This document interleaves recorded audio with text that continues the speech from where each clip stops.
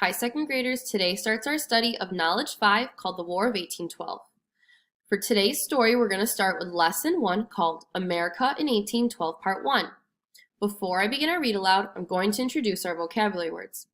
Our first vocabulary word for today's story is the word blockaded. Repeat after me. Blockaded. Blockaded means to stop people or supplies from coming into or out of a country. Our second vocabulary word is the word seize. Say seize. Seize means to use official power to take something. And our last vocabulary word is the word trade. Say trade. Trade means the business of buying and selling goods. From 1775 to 1783, America fought Great Britain for independence. This conflict was called the Revolutionary War. Against all odds, America won. What had been the 13 original colonies officially became the United States of America. After gaining independence, the American people did not want kings or queens governing them anymore. Americans wanted to create a new kind of government.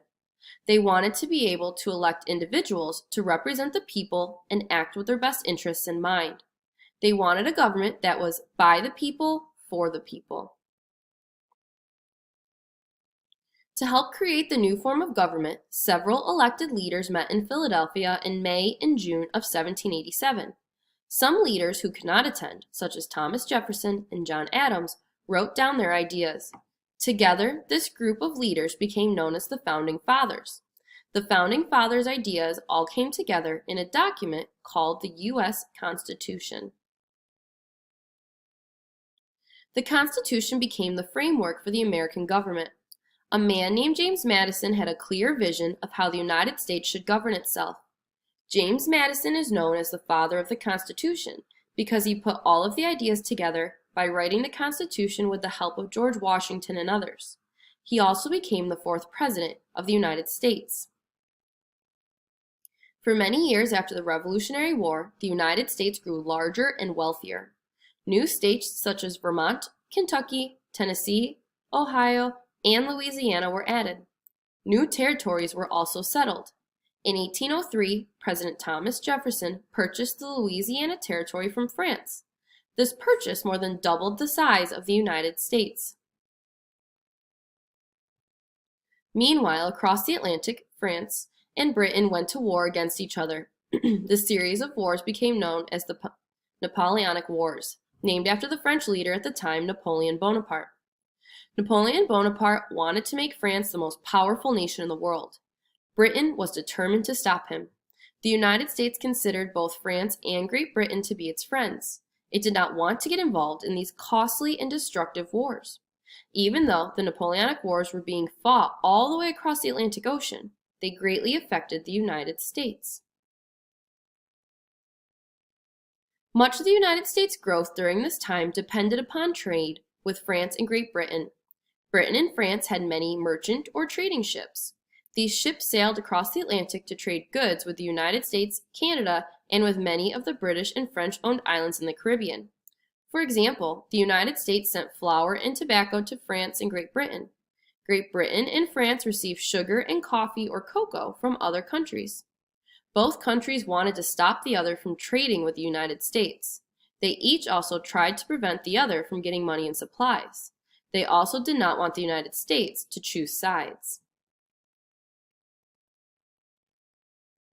To keep the French from trading with the United States, the British blockaded or blocked several U.S. ports. They also blocked several important parts of Europe. This seriously hurt the United States trade. France and Britain both had large naval fleets positioned in the Atlantic Ocean to attack each other's ships. To make matters worse, the British and the French began to seize or capture American ships loaded with valuable cargo.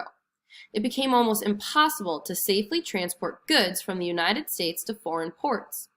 It was also more and more difficult for Americans to receive the much-needed goods. Merchant ships weren't the only ships in the sea. The United States and Great Britain also had naval ships. Life in the British Navy was not easy. Conditions on their naval ships were terrible and punishments were harsh. Because of this, the British Navy had a hard time finding men who wanted to be sailors. To get more sailors, the British began to capture men from other countries' ships and force them to join the British Navy. Sometimes these sailors were British deserters. However, more times than not, the sailors who were seized weren't even British. But that did not stop the British from doing it. They even seized many U.S. sailors. This practice of forcing men into the British Navy was called impressment. The impressment of U.S. citizens upset the American people and the U.S. government. As time went on, the United States found that it was losing more and more valuable cargo, sailors, and money, and even their ships. They demanded that the British stop impressing American sailors, but the British refused.